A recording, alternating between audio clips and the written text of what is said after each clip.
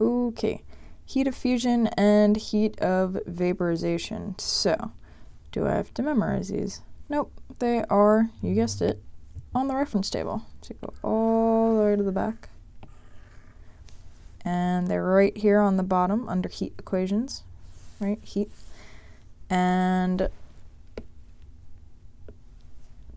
these are the ones that you use for both equations. These are the ones that we're only using for Q equals mc delta T, and then these are the ones that we'll be using today, heat of fusion and heat of vaporization. So what's the difference between the two? The difference between the two is that one, heat of vaporization, you're doing for this part of the graph, right? Heat of vaporization. So that's when you're going from got liquid, gas, solid.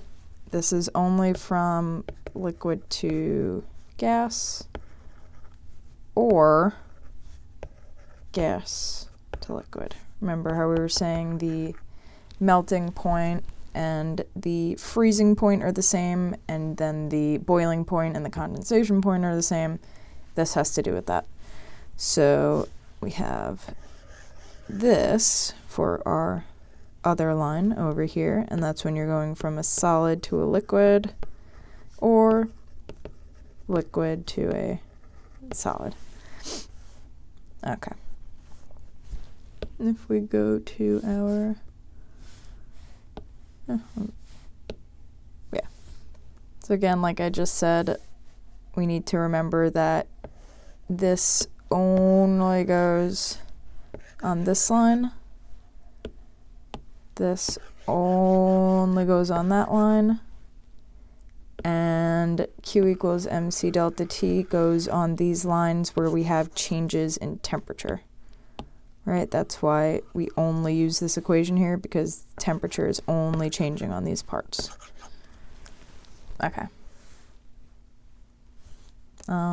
These are just reading, right? Again, we're not using the Q equals mc delta T here because there's no change in temperature, right? There's no change in temperature. That is why we're not using those there. Okay. So I think for this one it would be best to just go through doing some problems of these.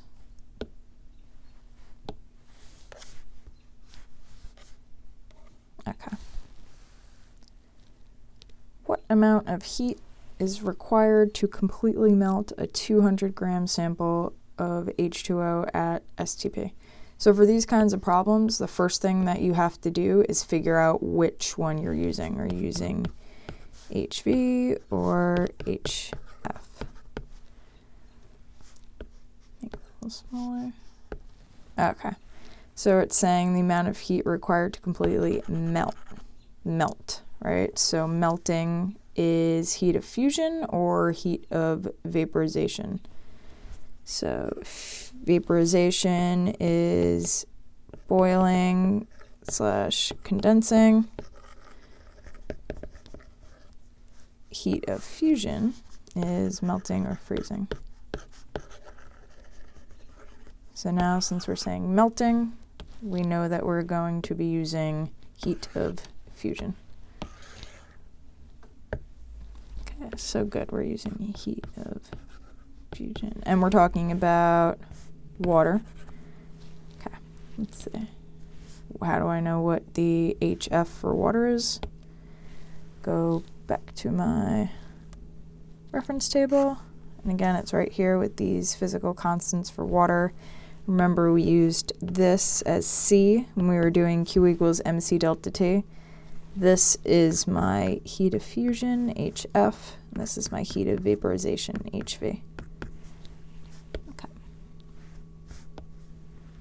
So HF is, what was it? Here, I'll pull this over here. HF is 334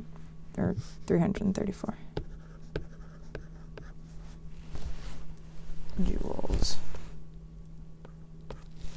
And what else? Q.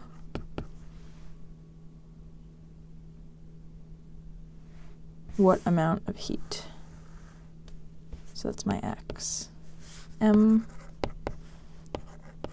200 grams.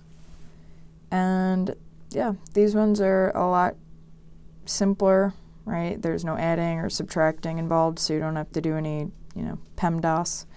So with these, the tricky part is figuring out whether you have to use heat of fusion or heat of vaporization. So we just put that in there. Q equals MHF. X equals 334 times 200. So it would be 668.00.